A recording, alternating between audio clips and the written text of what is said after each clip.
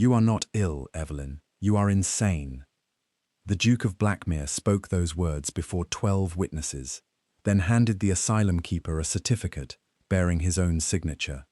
For one suspended second, the only sound was the faint scrape of Evelyn's thumbnail against the leather medicine journal clutched to her chest. "Say it again," Evelyn whispered. His jaw tightened. "Do not make this more painful than it must be." "For whom?" The Dowager Duchess drew an offended breath. Beside her stood Dr. Silas Vane, elegant in a dark green waistcoat, one hand resting near the silver watch chain across his stomach. At the far end of the room, 2 asylum attendants waited with folded restraints. Evelyn understood then that this had not been a consultation. It was a removal. Dr. Vane stepped forward. "Your Grace has suffered persistent delusions, violent agitation, and an unnatural fixation upon poison. This evening, you attempted to interfere with Lord Oliver's prescribed treatment. I stopped you from giving him a second dose, because you imagined it dangerous, because his lips turned blue after the first." A murmur passed among the servants gathered near the door. Nathaniel glanced toward them, embarrassed by the spectacle but apparently not by its cause. Their 8-year-old son lay 2 floors above them with a fever that had worsened for 6 nights. Evelyn had recorded every change: the irregular pulse, the cold sweating, the trembling fingers, and the strange blue shadows beneath his nails. Those were not symptoms of an ordinary winter fever. Her father had taught her enough medicine to know that. She opened the journal. Oliver's pulse fell to 52 after Dr. Vane's cordial. His breathing slowed within 13 minutes. The same thing happened yesterday. Dr. Vane gave a weary smile. A mother terrified for her child may convince herself of anything. "I measured it twice." "Enough," Nathaniel said. The word struck harder than a shout. Evelyn turned to him. "Send for another physician. Dr. Mercer is less than 4 hours away. Let him examine Oliver and test the medicine. If I am wrong, I will submit to whatever supervision you consider necessary." For the first time, Nathaniel's gaze met hers. She saw uncertainty there. It lasted only a heartbeat. Tomorrow, members of the Privy Council were expected at Blackmere to discuss Nathaniel's appointment as Lord President of the Northern Commission. Any whisper of poisoning, negligence, or domestic disorder might destroy the political future he had pursued for years. Dr. Vane had chosen his hour well. "The council arrives at noon," Nathaniel said quietly. "I will not have this family dragged through another of your scenes." "My scene?" Evelyn stared at him. "Your son may be dying, and you have frightened him, contradicted his physician, accused my mother, and attempted to remove his medicine." The Dowager Duchess lowered her eyes with practiced sorrow. 3 hours earlier, Evelyn had found her standing beside Oliver's bed with an uncorked bottle in her hand. The older woman claimed she had merely been helping Dr. Vane. Nathaniel had refused to hear anything more. Now the Duke held out his hand. "Give me the journal." Evelyn pressed it against her bodice. "No." His face hardened. "That book contains private medical fantasies concerning members of my household. It contains dates, doses, and symptoms. It contains evidence of your disorder." One of the attendants advanced. Evelyn stepped back, striking the edge of a small table. A silver tray trembled, 3 medicine bottles knocked together with delicate, accusing chimes. "No one takes this journal," she said. Nathaniel could still stop it. He could dismiss the attendants, summon another doctor, or climb the stairs and look at the blue marks beneath his son's fingernails. Instead, he nodded. The attendants seized Evelyn's arms. She fought only long enough to twist away from the leather strap. Her elbow struck the silver tray. One bottle fell, but Dr. Vane caught it before it reached the floor. Another rolled beneath the settee. The keeper wrenched the journal from her hands and passed it to Nathaniel. "Read the last page," Evelyn pleaded. "If you have ever trusted me, read it before they take me." Nathaniel looked down at the book. Then he handed it unopened to Dr. Vane. The physician placed it inside his case. That choice silenced something within Evelyn more completely than any restraint could have done. The attendants removed her wedding ring, her household keys, and the small penknife she used for cutting medicinal roots. The Dowager Duchess took the keys. Dr. Vane retained the journal. Nathaniel kept nothing. As they drew Evelyn toward the door, a young nursery maid began to cry. "Where is Mrs. Bell?" Evelyn asked suddenly. Oliver's nurse had served the family since his birth. She had been present for every dose, yet she was missing from the room. Dr. Vane answered too quickly. Dismissed for encouraging your delusions. When? This afternoon.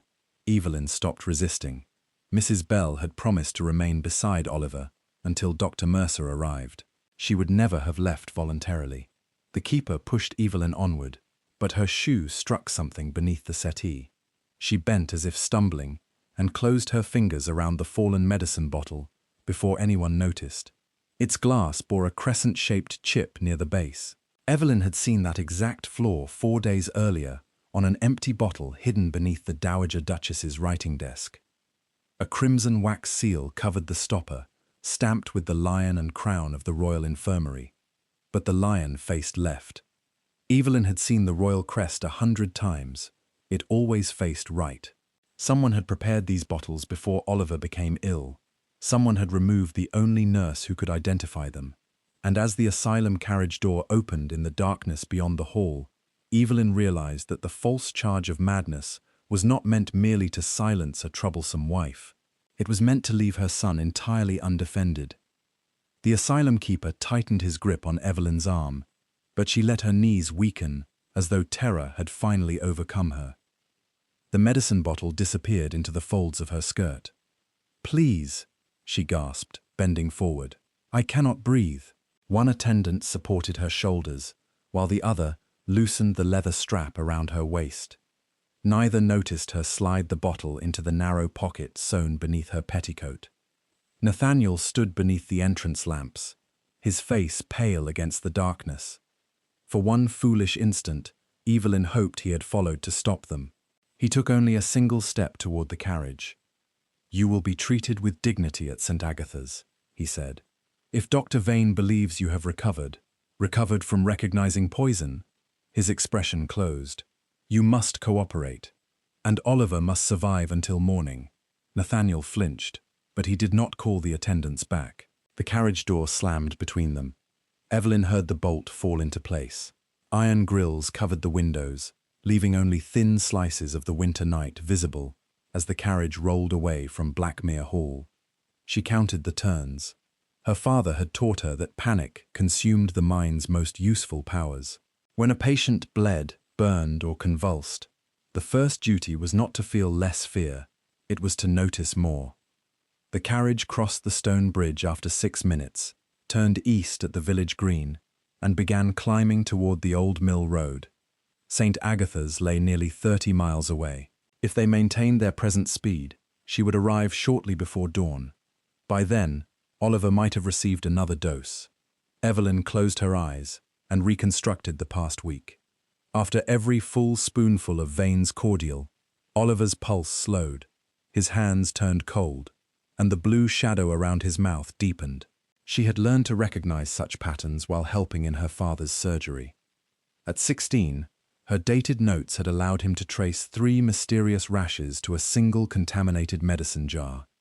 Using her thumbnail, she marked 6 doses along the wooden seat and matched each one to Oliver's decline. Her father's lesson returned with brutal clarity. Memory might comfort a frightened mother, but written patterns could save her child. She had identified spoiled grain during a summer fever, reorganized the estate infirmary, and persuaded Nathaniel to replace a polluted village pump. Deaths among the tenants' children had fallen by half. Nathaniel had thanked her then. Tonight, he had called the same vigilance madness. Evelyn opened her eyes as the carriage lurched into a rut. The keeper sat opposite her, heavy shoulders filling his coat. "What is your name?" she asked. He regarded her suspiciously. "Hale." "Mr. Hale, my son is in danger. So Dr. Vane said you would claim. Did he also tell you not to let me speak? He said you were persuasive." Evelyn almost laughed. A persuasive madwoman was evidently more dangerous than an unexamined bottle. She looked toward the younger attendant seated beside Hale. He avoided her gaze. A faded burn scar crossed the back of his hand. "You worked in a kitchen," Evelyn said. The young man looked up. "Or a laundry. Boiling water caught you between the thumb and wrist." "My mother's dye shop." The skin healed tightly. "Does it ache when you close your hand?" He curled his fingers instinctively. "What is this trick?" Hale demanded. It is observation, the same faculty for which my husband has confined me. The younger attendant's uncertainty sharpened. Evelyn leaned toward him. What were you told I had done? He glanced at Hale before answering, attempted to poison the young lord. And if I wished him dead, why would I demand that an independent physician examine him? Neither man replied. The carriage slowed without warning. Voices sounded beyond the grill, followed by the clatter of hooves. Hale reached for the door, but a woman shouted from the road, "Stop in the name of Blackmere Parish." Evelyn recognized the voice. Miss Lydia Hart, the village apothecary, appeared beside the carriage on a mud-spattered mare. She had worked with Evelyn during the summer fever and owed Nathaniel no loyalty greater than the truth. Hale opened the viewing panel, but kept the door bolted. This lady is under lawful commitment. I have a delivery for St. Agatha's, Lydia said, holding up a wooden medicine chest. Dr. Vane's written order. Evelyn saw the lie immediately. Lydia never delivered medicines beyond the village. She had come because someone warned her. Mrs. Bell? Evelyn asked through the grill. Lydia's eyes met hers. Missing. The single word struck like ice. Oliver? Still alive when I left. Dr. Vane ordered the nursery sealed.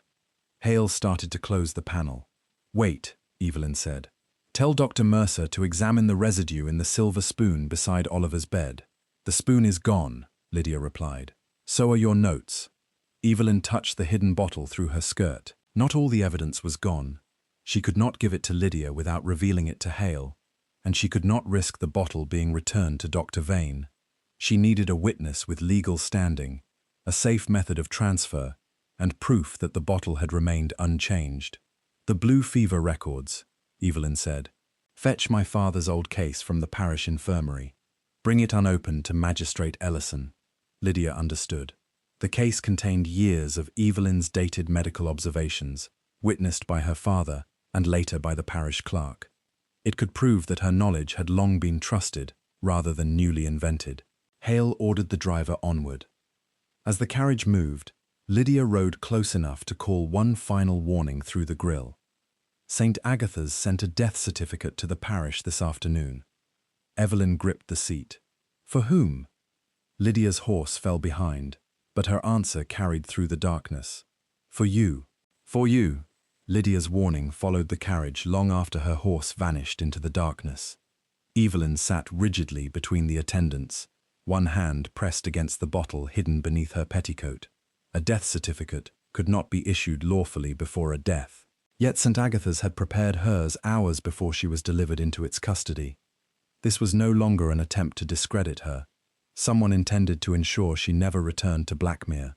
Hale avoided her eyes. The younger attendant, whose name she learned was Thomas Reed, had gone visibly pale. Did you know? Evelyn asked him. No. Hale struck the carriage roof with his cane. No more conversation. Evelyn obeyed. Fear would not help her, but silence might. She studied the men instead. Hale carried the commitment order inside his coat. Reed wore a brass token on a cord around his neck, stamped with the number 17. Both attendants had mud on their boots, though Reed's was pale and chalky while Hale's was nearly black. They had not begun the evening at the same place. When the carriage turned through St. Agatha's iron gates shortly before dawn, Evelyn understood why that mattered. The asylum stood on a chalk ridge above an abandoned quarry. Reed's boots carried the white dust of its courtyard. Hale's dark mud came from Blackmere. Hale had been at her home before the carriage arrived, perhaps long before Nathaniel signed the order. The main doors opened before the driver knocked. A tall woman in a grey wool gown waited beneath the portico, holding a lamp in one hand and a ring of keys in the other. Lady Evelyn Blackmere, she said.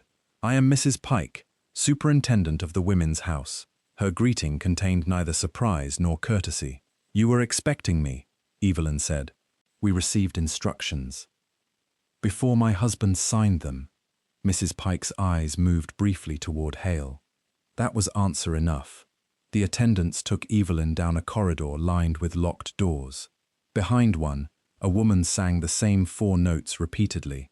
Behind another came the slow scrape of fingernails against wood. Mrs. Pike stopped at a desk and opened a register. Name, You have already spoken it. Age, 32. Condition upon admission, violent delusion, maternal fixation, suspected self-harm.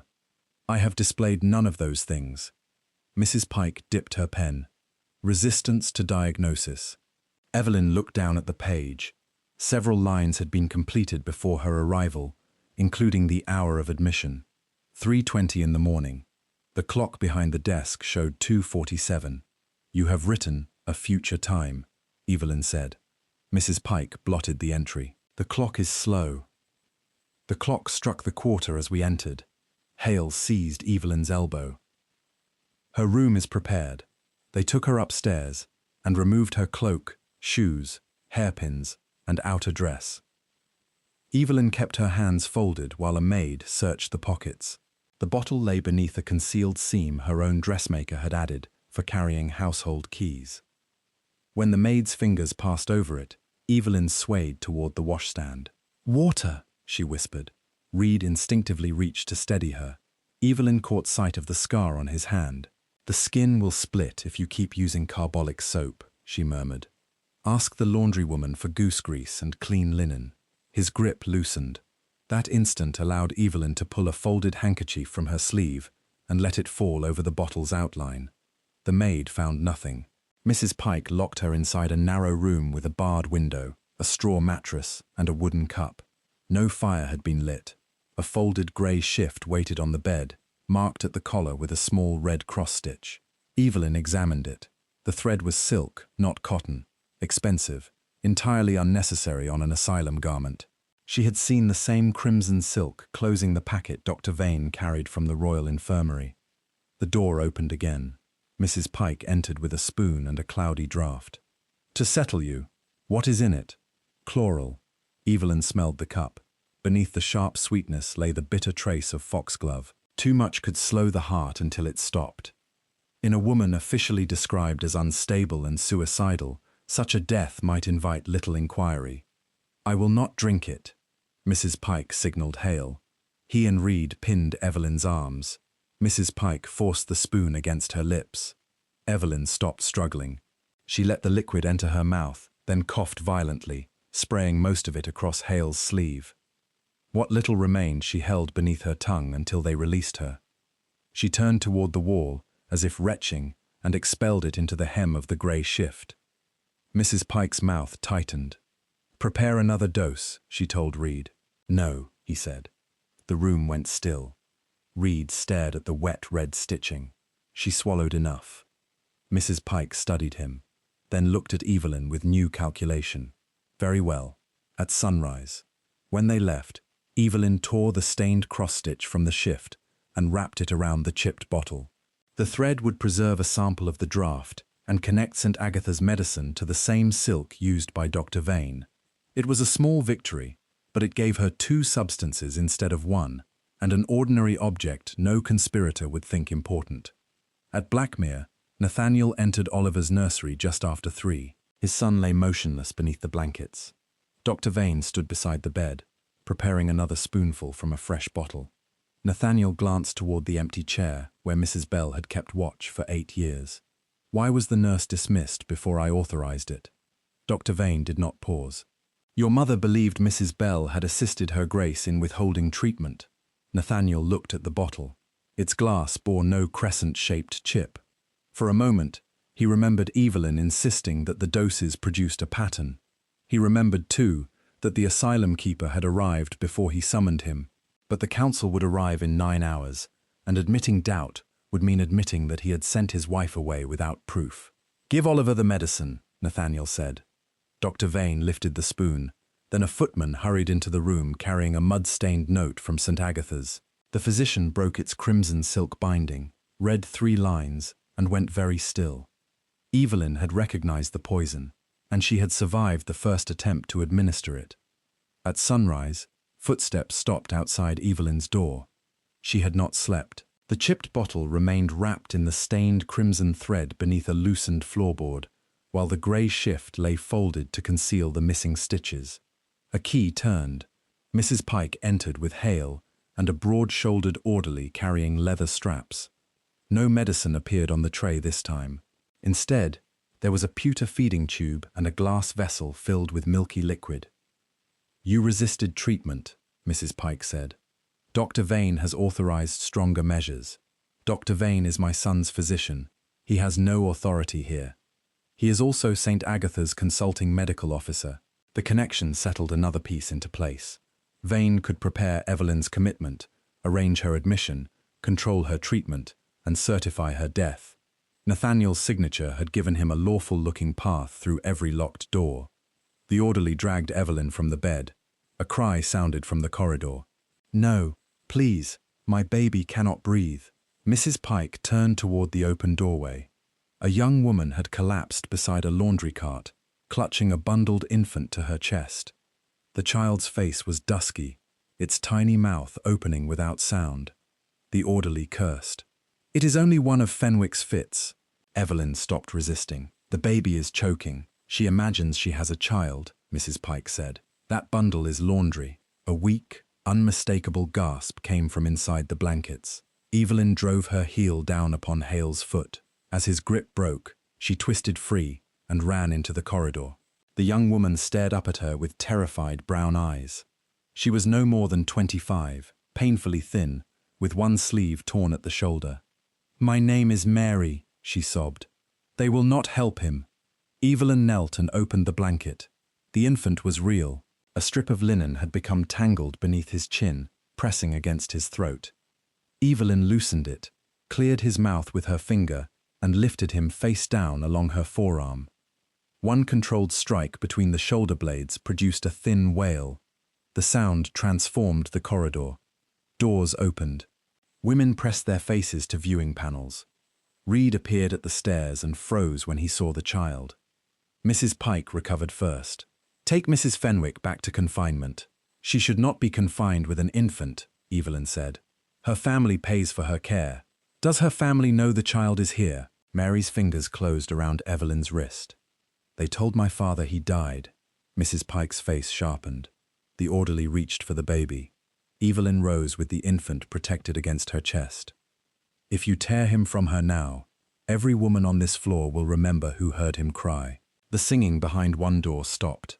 Silence spread through the corridor, watchful and dangerous. Mrs. Pike looked at the women, then at Reed.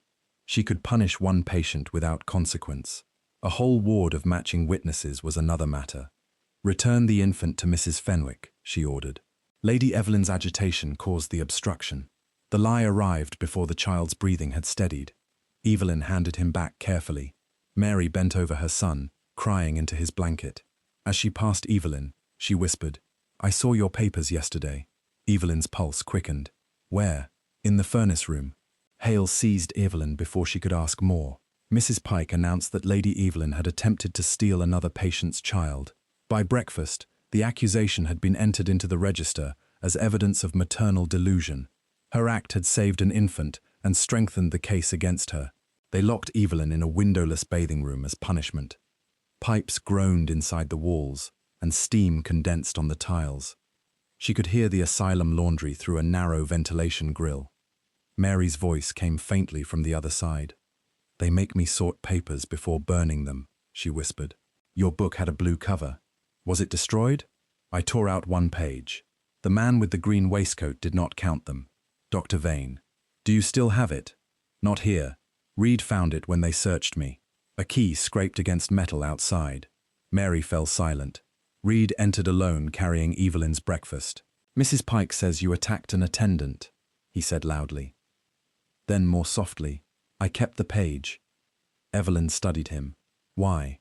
"My sister died here last autumn. They called it a weak heart. Was she given a sweet-smelling draught?" His eyes answered before his voice did. She was 20. Evelyn's anger became cold and precise. Vane's crimes had not begun at Blackmere, and Oliver was not his first helpless patient. "Do not give me the page," she said. "Not yet. Write your name and the date on its back.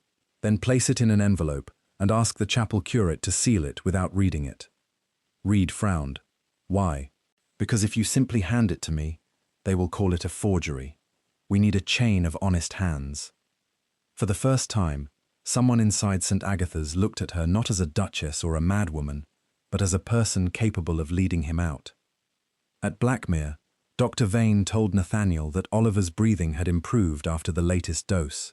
The Duke repeated that claim to the council when they arrived at noon. He accepted their congratulations on his domestic courage and allowed his mother to imply that Evelyn's removal had restored order to the household. Then a footman brought him a sealed packet addressed in Evelyn's handwriting. It had been dispatched the previous morning, before the accusation and before her confinement. Inside was a copy of Oliver's pulse record and a note instructing Dr. Mercer to come immediately if the boy's heart fell below 50 beats per minute. A second sheet listed every dose administered by Dr. Vane. Nathaniel compared it with the physician's official treatment chart. The times did not match. Dr. Mercer's carriage was already approaching the gates, and Nathaniel now had one final chance to place the two records before an independent man. Behind him, Dr. Vane quietly closed the council room door. Dr. Vane rested one hand against the closed council room door. "You sent for Mercer."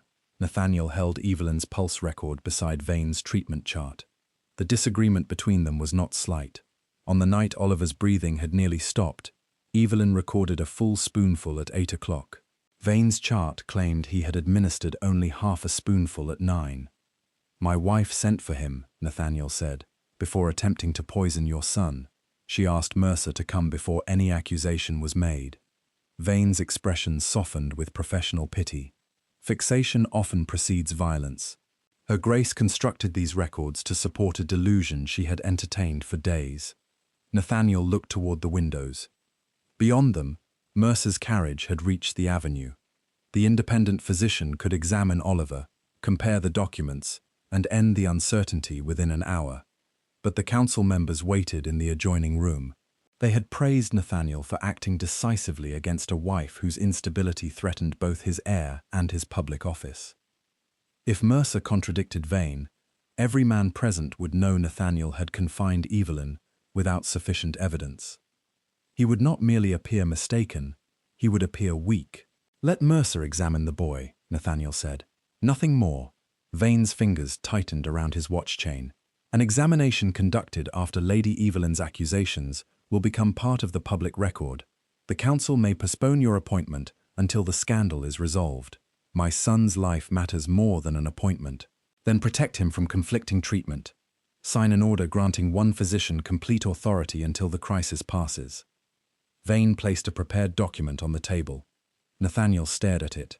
The order prohibited all other physicians, nurses, and household members from entering the nursery without Vane's permission. It also authorized him to remove or destroy any substance he considered contaminated. Evelyn's warning returned to Nathaniel with terrible clarity. Let an apothecary test the medicine. He could have opened the door. He could have placed both records before Mercer and accepted whatever humiliation followed. Instead, Nathaniel signed. Dr. Mercer was turned away at the gates. Before leaving, the physician gave a footman a note requesting written confirmation that he had been denied access to a critically ill child. Vane ordered the note burned. The footman hesitated. Then the Dowager Duchess dismissed him. At St. Agatha's, Evelyn heard the asylum bell announce noon. She had been returned to her room after 6 hours in the bathing chamber. Her damp hair clung to her neck, and her hands trembled from cold, but her thoughts remained clear. Through the loosened floorboard, she checked the hidden bottle and crimson thread. Both remained untouched. 3 knocks sounded within the wall. Mary had devised the signal while carrying linens along the corridor. 1 knock for danger, 2 for safety, 3 for news. Evelyn answered with 3 taps. Mary's whisper travelled through a gap beside the heating pipe. Mr. Reed gave the page to the curate. Was it sealed? Yes. But Mrs. Pike searched the chapel after. Did she find it? No. The curate sent it out with the bread cart. Evelyn closed her eyes in relief. The first surviving page of her journal had left St. Agatha's through witnessed hands. What was written on it? Your son's pulse numbers, and a name, Bell. Mrs. Bell had witnessed the measurements.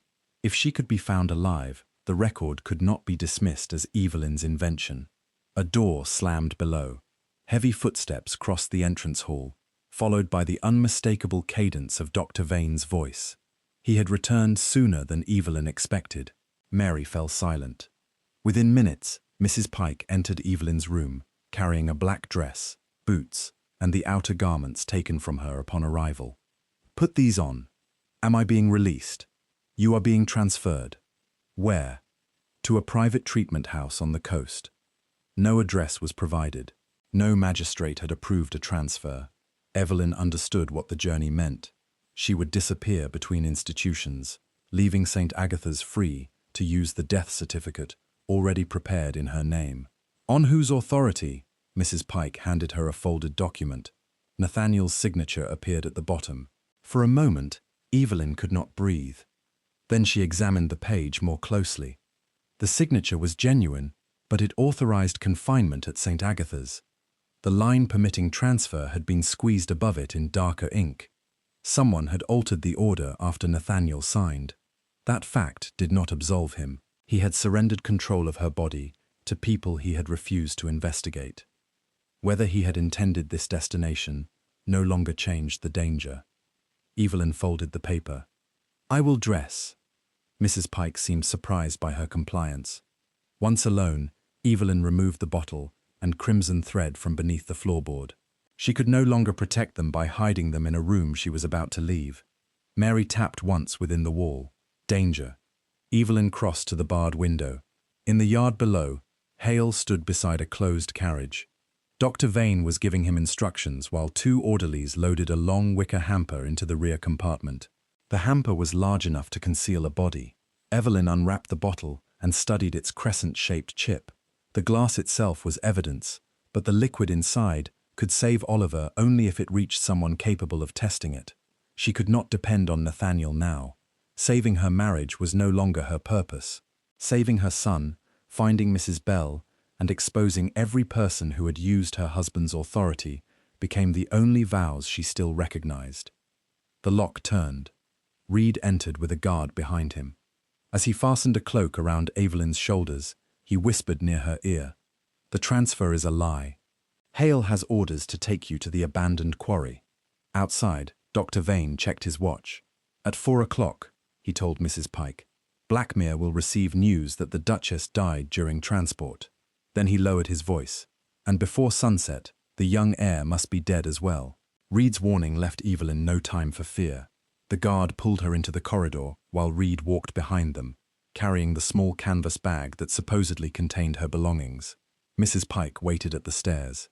Mary stood beside the laundry cart with her infant hidden beneath folded sheets, her face carefully blank. Evelyn could attempt escape inside the asylum, but doing so would expose everyone who had helped her.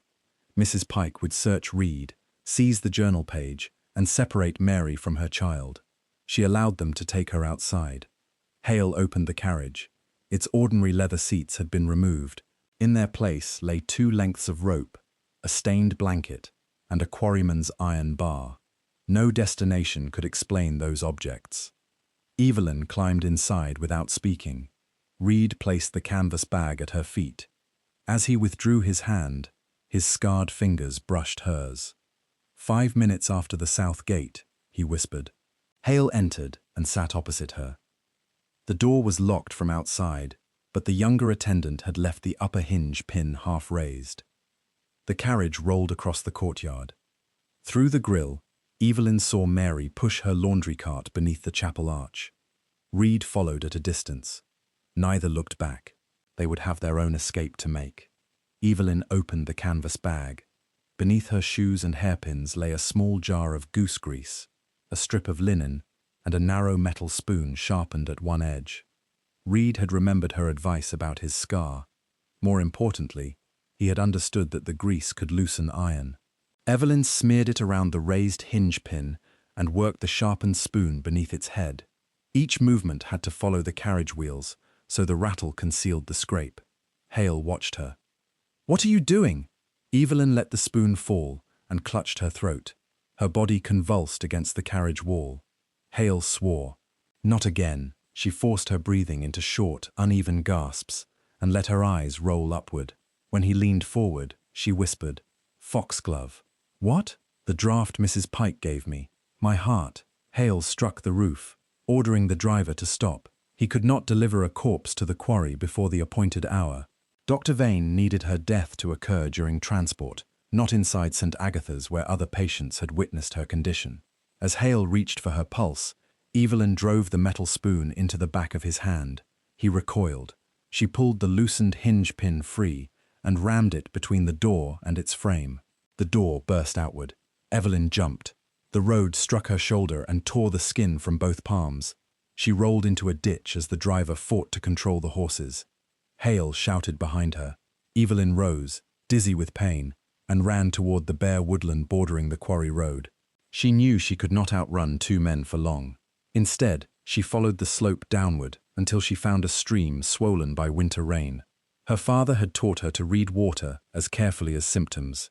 The current bent reeds upstream, where an old drainage tunnel passed beneath the road. She entered the freezing water and moved against the flow.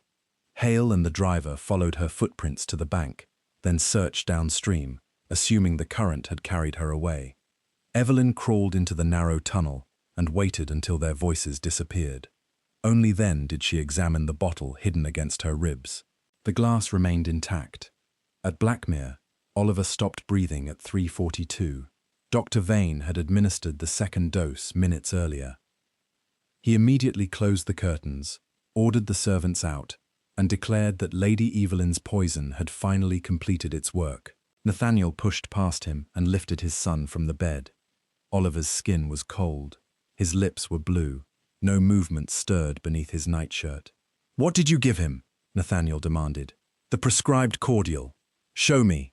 Vane pointed toward an empty medicine glass. The bottle itself was gone. Nathaniel called for Dr. Mercer, forgetting that his own signed order barred the man from entering. A groom returned from the gates with news that Mercer had already departed for the county magistrate. The dismissed footman had carried the physician's unburned note to him before leaving Blackmere. The members of the council heard Nathaniel shouting in the nursery. Within an hour, they suspended consideration of his appointment, pending an inquiry into the confinement of his wife and the treatment of his heir. Nathaniel lost the office he had chosen over Evelyn's warning, at precisely the moment he believed he had lost his son. Yet Oliver was not dead. In the empty passage outside the nursery, a 12-year-old scullery boy heard a faint gasp through the service door. He had once watched Evelyn revive a tenant child overcome by smoke. Remembering her instructions, he turned Oliver onto his side and ran for Lydia Hart. By then, Evelyn had reached a tenant cottage 2 miles from the quarry. The family knew her. She had treated their youngest daughter during the summer fever, but helping an escaped asylum patient could cost them their tenancy. "I need a horse," Evelyn said, shivering in her torn black dress. "And someone must ride to Magistrate Ellison." The farmer's wife looked at the blood on Evelyn's hands. "What shall we tell him?" "That St. Agatha's prepared my death before my arrival. Tell him to find the chapel curate and a sealed page carried out with the morning bread." The woman nodded and called for her eldest son. Evelyn borrowed a mare and rode toward the village apothecary. Every jolt sent pain through her injured shoulder, but the bottle remained secure beneath her cloak. She reached Lydia's shop shortly before 5 and placed it on a clean white cloth. Lydia examined the crescent chip and the false royal seal. "How long will a proper test take?" "Several hours." "We do not have several hours." A boy pounded on the locked shop door. Lydia admitted him and recognized the Blackmere scullery boy. He was breathless, his clothes spattered with mud. "Lord Oliver is alive," he gasped. "But Dr. Vane has ordered the undertaker to seal his coffin at sunset." Evelyn looked at the dark liquid inside the bottle. To save her son, she would have to return to the house where her husband had surrendered every legal power over her. The church clock struck 5. Sunset was less than 40 minutes away. Evelyn reached Blackmere as the undertaker's men carried a child-sized coffin through the front doors. "Put it down," her voice cut across the entrance hall. Servants turned. One maid crossed herself. The undertaker nearly dropped the coffin when Evelyn entered in a torn black dress, her hair loose and blood dried across both palms. Nathaniel came down the staircase. For a moment, he simply stared at the wife he had been told had died during transport. Dr. Vane appeared behind him. "She is dangerously disturbed," he said. "Do not approach her." Evelyn ignored him and looked at her husband. "Is Oliver breathing?" Nathaniel's lips parted. "Barely." Then choose more wisely than you did yesterday. Vane signalled 2 footmen. Neither moved. The servants had heard that Evelyn escaped St. Agatha's. They had also heard the heir declared dead, only to begin breathing after a kitchen boy turned him onto his side. Certainty had begun to shift. Lydia entered, carrying her medicine case. Behind her came Magistrate Ellison and the parish curate. The sight of legal witnesses changed Vane's expression. Evelyn placed the chipped bottle on the hall table without touching it again. This was hidden beneath Oliver's bed. I carried it from Blackmere to St. Agatha's, and then to Miss Hart's shop. Lydia Hart has marked the bottle, the seal, and the level of its contents. Magistrate Ellison has recorded its present condition. Ellison displayed the signed paper. Vane gave a dismissive laugh. A bottle carried by an escaped lunatic proves nothing. No, Evelyn said. The contents will. Lydia had performed a preliminary test. The liquid contained foxglove in a concentration far beyond any safe cordial dose. A full analysis would require more time, but Oliver did not have it. Evelyn turned to Nathaniel. Your order gives Dr. Vane sole authority over the nursery. Revoke it. Nathaniel looked toward the council members gathered in the doorway. Yesterday, their presence had helped him choose pride over doubt. Today, they would witness the cost. He took the document from Vane's hand and tore it through his own signature. Miss Hart may examine my son. That order cannot be withdrawn during an active medical crisis, Vane protested. It has been withdrawn. Nathaniel opened the nursery door himself. Evelyn did not thank him. Oliver lay motionless on the bed, his breathing separated by terrifying pauses. Lydia smelled the medicine glass while Evelyn examined his pupils and counted his pulse. 38 beats per minute. Foxglove, Evelyn said, and possibly laudanum. Together, she and Lydia used warmth, controlled stimulation, and measured counter-treatment from the apothecary case. Nathaniel stood helpless beside the bed as Evelyn worked with the calm precision he had once admired. At 6:23, Oliver opened his eyes. Mama? Evelyn bent over him, but she did not allow herself to weep until his pulse rose above 50. Nathaniel sank into a chair. He saw then what Evelyn's records had meant. The columns he had dismissed as obsession preserved every dose, every reaction, and every moment his son's condition had changed. Without them, Lydia could not have estimated how much poison remained in Oliver's body. What have I done? He whispered. Evelyn covered Oliver with another blanket. That is a question for later. At present, you will place guards chosen by Magistrate Ellison at both nursery doors. Your mother and Dr. Vane are not to enter. Nathaniel looked at her. You are giving me orders in my own house. I am setting the conditions under which I will help save our son. Shame crossed his face. He nodded. Blackmere was no longer safe for Evelyn, so Lydia's rooms above the apothecary became her base. Oliver would be moved there once he could travel. Nathaniel would remain at the estate, separated from both of them unless Evelyn invited him. Before leaving the nursery, she examined the medicine cabinet. Every original bottle had disappeared. Only one remained, the chipped bottle she had carried from St. Agatha's. It had become the apparent center of the case.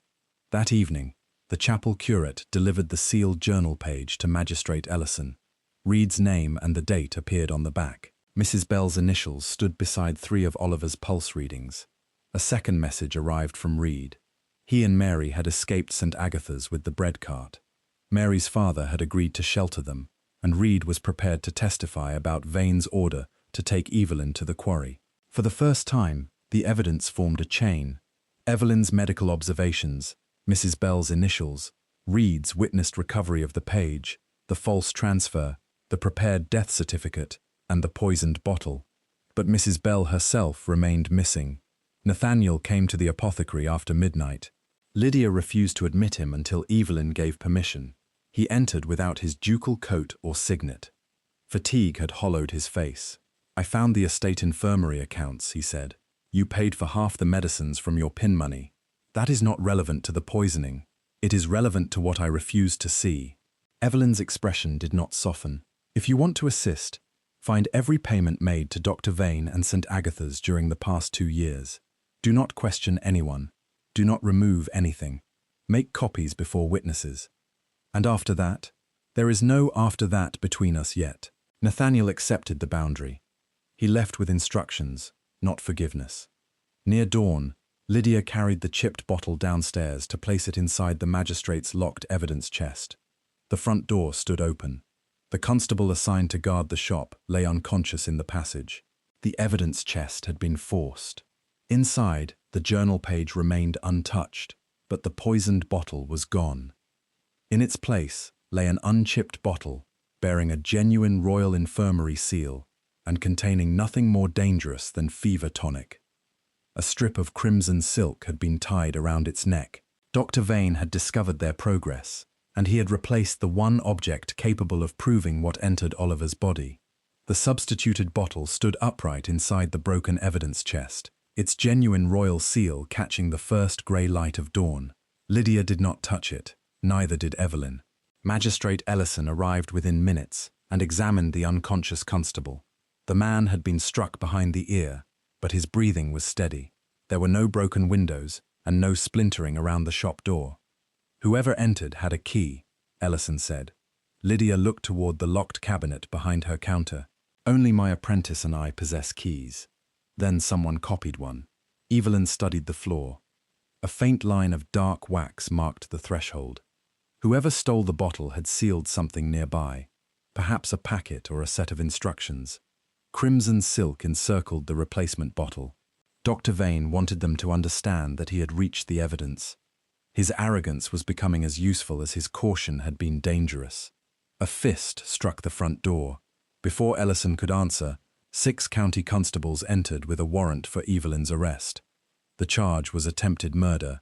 Dr. Vane had sworn that Evelyn replaced Oliver's harmless fever tonic with foxglove, carried the poisoned bottle to St. Agatha's, and then staged her escape to conceal the crime. The genuine bottle discovered in the evidence chest was now presented as the original medicine he had prescribed. The false story was elegant because it used Evelyn's own evidence chain against her. She had possessed the chipped bottle. She had transported it. She had demanded that it be tested. And now the only bottle under official seal contained ordinary tonic. Outside, villagers had begun gathering. News of the Duke's escaped wife, the poisoned heir, and the assaulted constable had travelled before sunrise. Vane arrived in a hired carriage with the Dowager Duchess beside him. Nathaniel followed on horseback. His mother stepped onto the pavement dressed in mourning black. "My poor grandson may never recover from what she did," she announced loudly enough for the crowd to hear. "My son was deceived by a woman skilled enough in medicines to hide her crime." Evelyn watched Nathaniel dismount. This was his final opportunity to shelter behind the lie he had helped create. Vane approached the magistrate. "Lady Evelyn is dangerously persuasive. She must be returned to secure medical custody before she invents further accusations." "To St. Agatha's?" Ellison asked.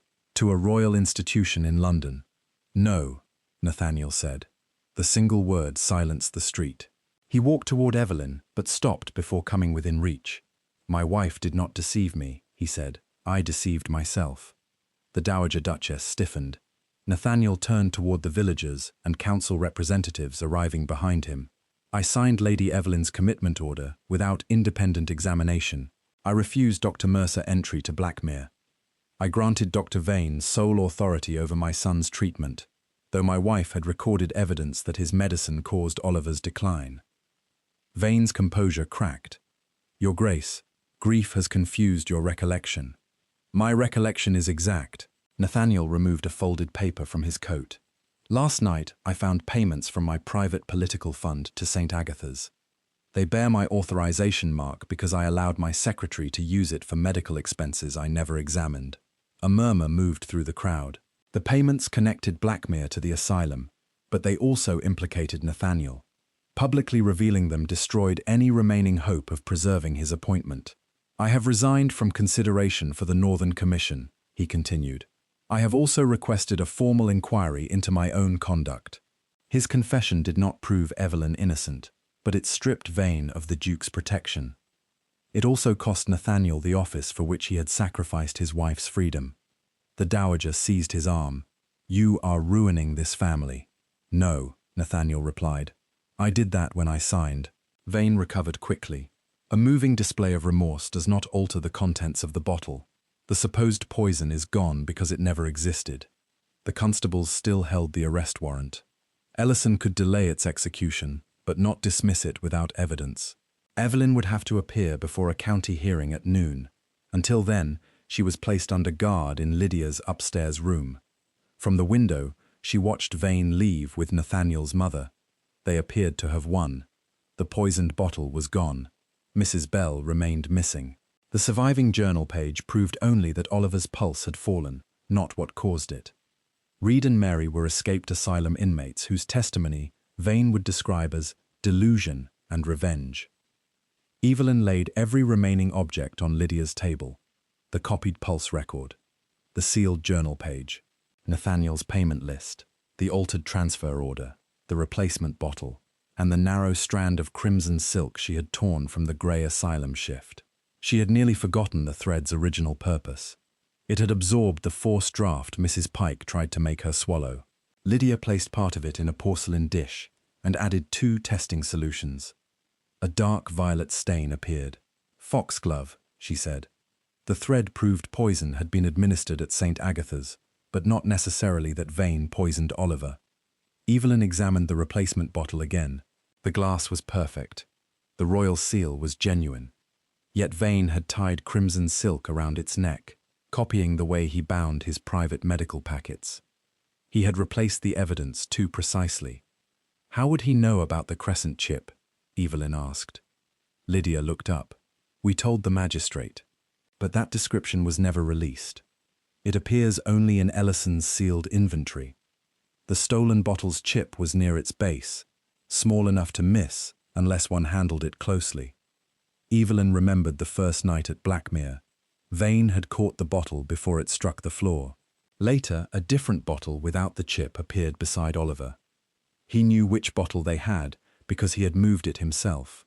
That knowledge could trap him, but only if he revealed it before hearing the official description.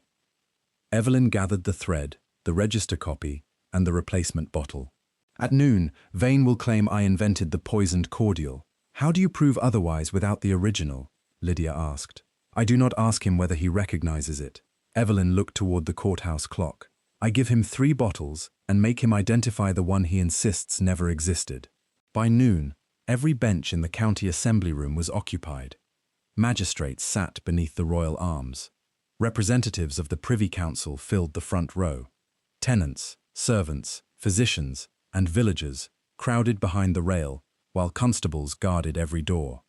Oliver remained at Lydia's rooms under Dr. Mercer's care.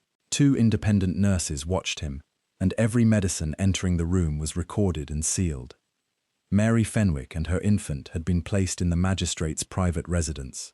Reed waited in a separate chamber so neither witness could be accused of shaping the other's testimony. The chapel curate held the sealed journal page.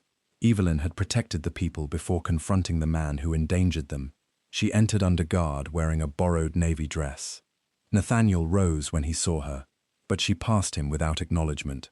Dr. Vane stood beside the Dowager Duchess. Before them rested the genuine Royal Infirmary bottle taken from the broken evidence chest. Vane attacked first. Lady Evelyn possessed the knowledge, access, and motive required to poison her son, he told the magistrates. She feared losing influence as the boy matured. "When I recognized the symptoms," she accused me, manufactured false records, and carried a bottle of her own choosing through several locations before presenting it as evidence. He spoke calmly, with enough truth woven into the lie to make it persuasive. Evelyn did possess medical knowledge. She had moved the bottle. She had resisted commitment and escaped custody. Vane then produced St. Agatha's admission register, including the entries describing her maternal delusions and attempt to steal Mary's child. Mrs. Pike swore those entries were accurate. "Lady Evelyn's conduct was violent from the moment she arrived," she said. "She endangered another patient's infant and invented a story about being taken to a quarry." Reed was brought in.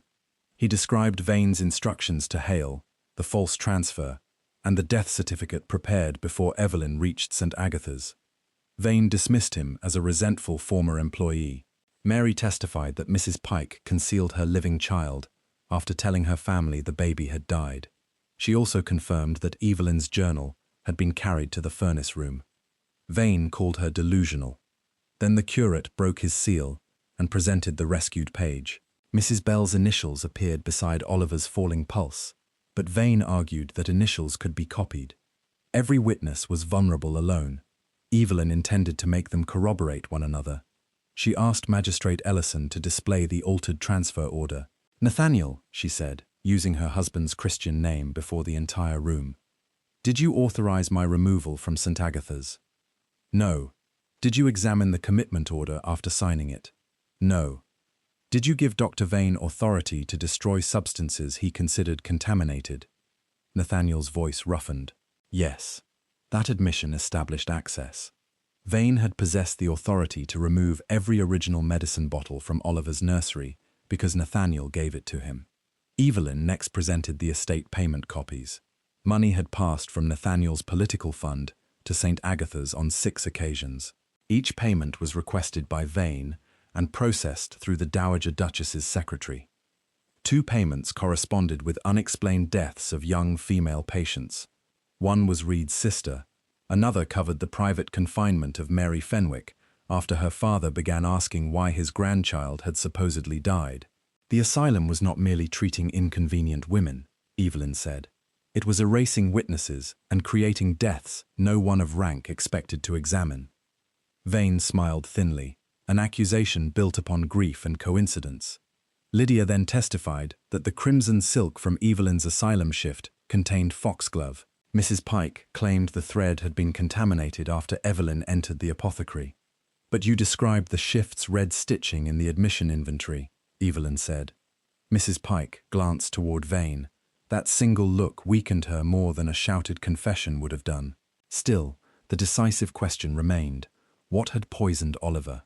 3 bottles rested beneath white cloths on the evidence table. The first was the genuine royal bottle found after the theft. The second came from Lydia's unopened stock and bore the same shape but no seal. The third had been seized that morning from Dr. Vane's locked cabinet under Ellison's warrant. It carried no label, but a trace of crimson wax remained around its neck. Evelyn faced Vane. "You maintain that only 1 bottle was used for Lord Oliver's cordial?" "Yes." "And that it contained harmless fever tonic?" "Yes." "You also swear that the bottle I carried from Blackmere was something I introduced myself?" "Precisely." "Then you never handled it?" "I did not." Evelyn removed the cloths. The 3 bottles appeared almost identical from the magistrate's bench. "Show us the bottle you prescribed." Vane hesitated only briefly before pointing to the first. "The Royal Infirmary bottle." "And the bottle you claim I manufactured?" "The third." "Why?" "It is the only other vessel consistent with the descriptions already entered." Evelyn lifted the 3rd bottle. "This was taken from your own locked cabinet." A murmur swept the room. Vane recovered. "Then your bottle is not present." "What distinguished it?" "I could hardly know." Evelyn turned the bottles so their bases faced away from him. "Did it have a flaw?" "No flaw was mentioned when I treated the boy." "Was the glass smooth?" "As far as I observed." "You testified moments ago that you never handled it." Vane's mouth tightened. Evelyn asked Lydia to place 3 opaque sleeves around the bottles, exposing only their bases. 1 base was perfect. 1 carried a straight scratch. 1 bore a small crescent-shaped chip added naturally during manufacture and documented before the hearing. "Which flaw did my supposed bottle possess?" Evelyn asked. Vane looked at the 3 exposed bases. He knew the official inventory mentioned a crescent chip. What he did not know was that Magistrate Ellison's sealed original description included its exact position and direction, details never copied into the public warrant. Vane pointed. "The crescent on the left side." Evelyn did not move. The room became silent. Ellison brought forward the sealed inventory he had written before the evidence theft. Lydia placed beside it a drawing made when the original bottle first reached her shop. Both records remained covered beneath the magistrate's hand. One comparison would establish whether Vane had identified a private feature he could only know by handling the bottle he claimed never to have seen. Ellison broke the seal. Magistrate Ellison unfolded the inventory. The original bottle bore a crescent-shaped chip on the left side of its base, curving downward. Lydia uncovered her drawing. It showed the same flaw. Dr. Vane had identified a feature recorded only after Evelyn delivered the bottle to the apothecary. He could not have known it unless he had handled the supposedly imaginary evidence or received its private description from the person who stole it. Vane stepped back from the table. A fortunate guess proves nothing. No, Evelyn said, but your cabinet proves the rest. The third bottle had been seized beside crimson wax, Royal Infirmary labels, and a brass seal matrix. The matrix showed the lion facing left. The genuine royal emblem faced right. A glassmaker's invoice established that Vane had purchased 24 flawed bottles at a reduced price. They were delivered not to his surgery, but to St. Agatha's. Lydia presented the crimson thread from Evelyn's asylum shift. It contained the same concentration of foxglove detected in residue from Oliver's silver medicine spoon, recovered that morning from ashes beneath Blackmere's kitchen furnace.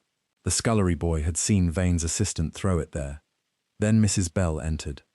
A constable had found her locked inside an unused hunting lodge after tracing the carriage payment in the Dowager Duchess's accounts. Weak but lucid, she identified the initials in Evelyn's journal and described every dose given to Oliver. His Grace's mother brought the bottles, she testified. Dr. Vane ordered me to say the Duchess administered them. When I refused, they removed me. The evidence no longer depended upon a confession. It rested on records, substances, payments, access, witnesses, and the private flaw Vane had known too well. Under questioning, the complete scheme emerged. For 2 years, Vane had used St. Agatha's to confine women whose families wanted control of their property or silence concerning financial abuses. The Dowager Duchess financed him through Nathaniel's political account and received portions of the fees. Evelyn's careful management threatened them. She had begun questioning unexplained medical payments and insisting upon independent reviews of the asylum's charitable grants. They needed her discredited before she reached the full accounts. Oliver's illness gave them the weapon. Vane administered increasing amounts of foxglove, then persuaded Nathaniel that Evelyn's accurate observations were symptoms of obsession. Once Nathaniel signed the commitment order and granted Vane sole medical authority, Vane could remove the records, dismiss Mrs. Bell, control Oliver's treatment, and arrange Evelyn's death. Oliver had to die so Evelyn could be condemned as his murderer. Nathaniel had been manipulated, but he had not been powerless. He had seen the conflicting charts. He had refused Dr. Mercer entry. He had handed Evelyn's journal to the man she accused and signed away her liberty rather than risk public embarrassment. Vane was arrested for attempted murder, unlawful confinement, falsification of medical records, and conspiracy. Mrs. Pike and Hale were charged for their roles at St. Agatha's. The institution was placed under Crown investigation, and its surviving patients were examined by independent physicians. The Dowager Duchess lost control of the household and was charged with conspiracy, false imprisonment, and financial fraud.